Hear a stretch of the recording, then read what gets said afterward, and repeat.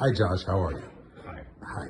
So, wanted to hear about how you felt Oak Park influenced you in your successful career.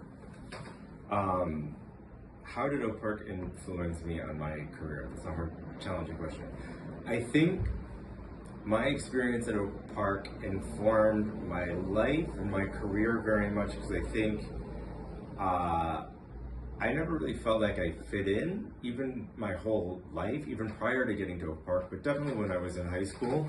I think maybe some people outward wise, because I was in student government and I had a lot of friends, but I felt like I never really fit in. And at the time, I knew I was gay, but it was not an acceptable thing at that time at all to be out in high school. So the main thought that I had in high school was that I wanted to get out of high school and move somewhere where I could come out and be safe. Um, and I think what I learned in high school was a lot of like issues around like social and political messaging.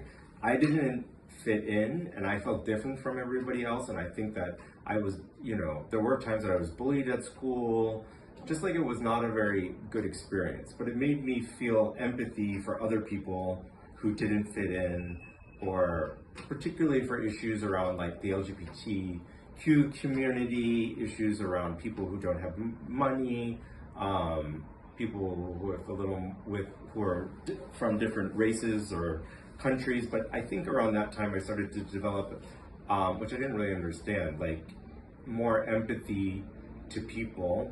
And because I didn't really feel like I fit in, or the individual that I was definitely not embraced at Oak Park at the time. I hope now it's much different, and I hear that it's much different, which is amazing. But when I graduated in 1992, it was the height of the AIDS epidemic, and being gay for my mother and for most parents meant that they thought their kids were going to die.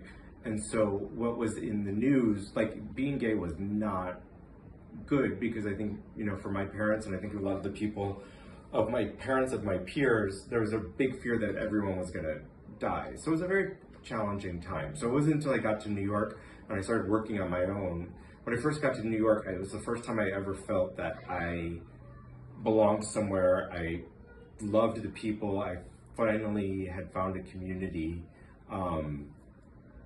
where I could really feel at home and hopefully build a career in a life.